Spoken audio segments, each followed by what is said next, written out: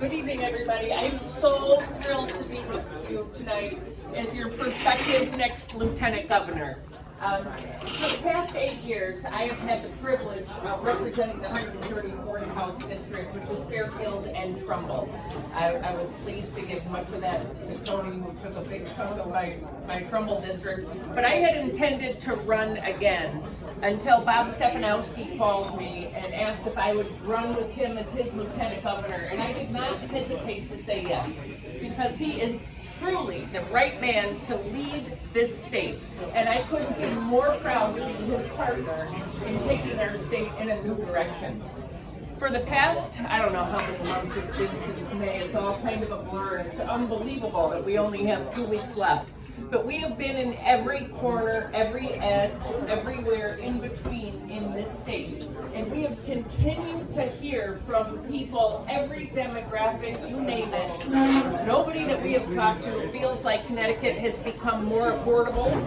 Nobody in Connecticut feels that Connecticut has become more safe. And we have rolled out 3 core policies: a CT First, which is our economic plan, CT Safe, which we actually did a press conference on Monday with many, probably 20 police officers with us, where we signed a pledge to not only reinstate qualified immunity for our police officers, but to also redefine the use of force standards and reinstate consent searches.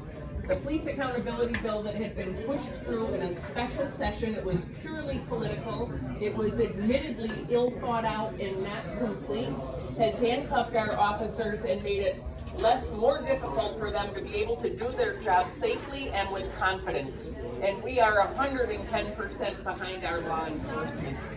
We also believe it is past time to get the government out between parents and their kids. And that we have rolled out a Parent Bill of Rights, and that has been received very, very well across, I would say, both political parties, certainly among moms.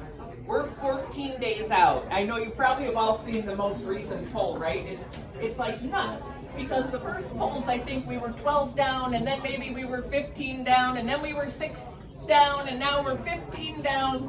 What I can tell you is that our internal polling shows we are neck and neck in this race, and it is a winnable race. Have no mistake about this. This is a once-in-a-generational opportunity to change our state, and all we need is everybody, every single voter, to get out and cast their vote. We can win this and bring real change, positive change to the state of Connecticut. So I'm going to leave it at that right now. We have a red wave coming. I have no doubt. Tony talked about George Logan. I firmly believe George Logan is going to win his seat.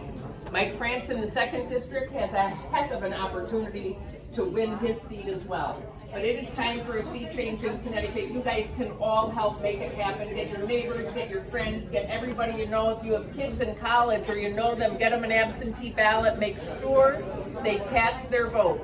Bob lost by about 44,000 votes last time.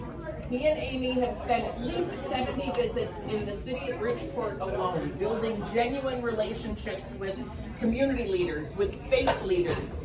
We don't expect we'll win Bridgeport, but we can get a chunk of votes. We can get a chunk of votes out of all of our cities because we have engaged with populations who have never seen Republicans before.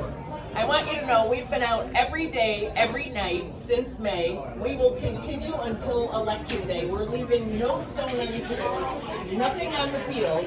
We're going to bring it home with your help on November 8th. So thank you.